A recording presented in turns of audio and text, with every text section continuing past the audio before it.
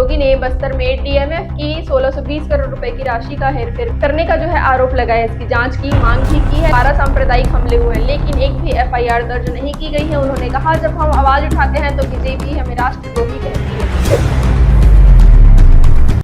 छत्तीसगढ़ जनता कांग्रेस के लीडर अमित जोगी ने बस्तर में डीएमएफ की 1620 करोड़ रुपए की राशि का हेरफेर करने का जो है आरोप लगाया। इसकी जांच की मांग भी की है। इसके साथ ही उन्होंने कहा कि बस्तर में 2 से 9 नवंबर के बीच में 12 सांप्रदायिक हमले हुए हैं, लेकिन एक भी एफआईआर दर्ज नहीं की गई है। उन्होंने कहा, जब हम आवाज उठाते हैं तो बीजेपी हमें राष्ट्रद्रोही कहती है।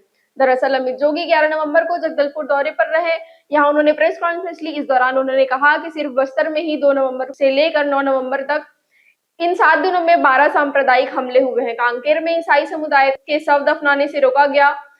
वहीं 12 परिवारों को जान बचाकर जंगल से भागना पड़ा। तो तुंगपाल में घर और प्रार्थनाएं सभाएं भी जलाई गई। धर्मगुरुओं की पिटाई भी की गई है।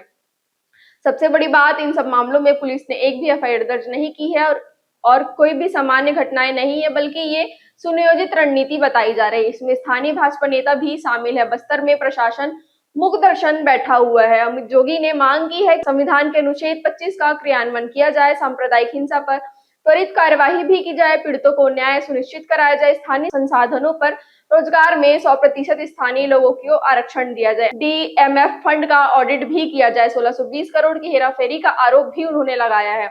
अमित जोगी का कहना है कि जिला अध्यक्ष नवनीत चांद ने दस्तावेजी प्रमाण के साथ कलेक्टर से शिकायत की है कि डीएमएफ फंड में 1620 करोड़ रुपए की राशि की हेरफेर भी की गई। हमारी मांग है ईडी की टीम केवल कमासी लखमा या फिर हरीश लखमा के यहाँ दस्तक ना दे, बल्कि ऐसी बड़ी कंपनियां यहाँ भी हैं जहां उन्हें दस्तक देना चाहिए। वहीं बीजेपी आरएसएस अशांति फैलाती है, ऐसा अमित जोगी ने कहा। बीजेपी आरएसएस सांप्रदायिकता फैलाती है, अशांति फैलाती है। इसकी आड़ में यहाँ खनिज संपादन लूटती है और हम जैसे लोगों को विरोध करते हैं।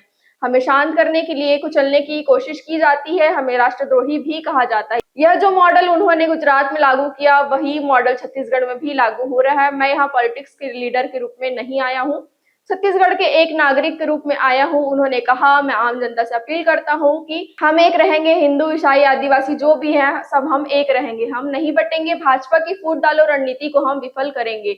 हम इस असंवैधानिक अधिकारों के लिए अपनी लड़ाई लड़ेंगे, ऐसा अमित जोगी ने कहा है। ऐसी और खबरों के लिए जुड़े रहे खबर आलू के साथ। धन्यवाद।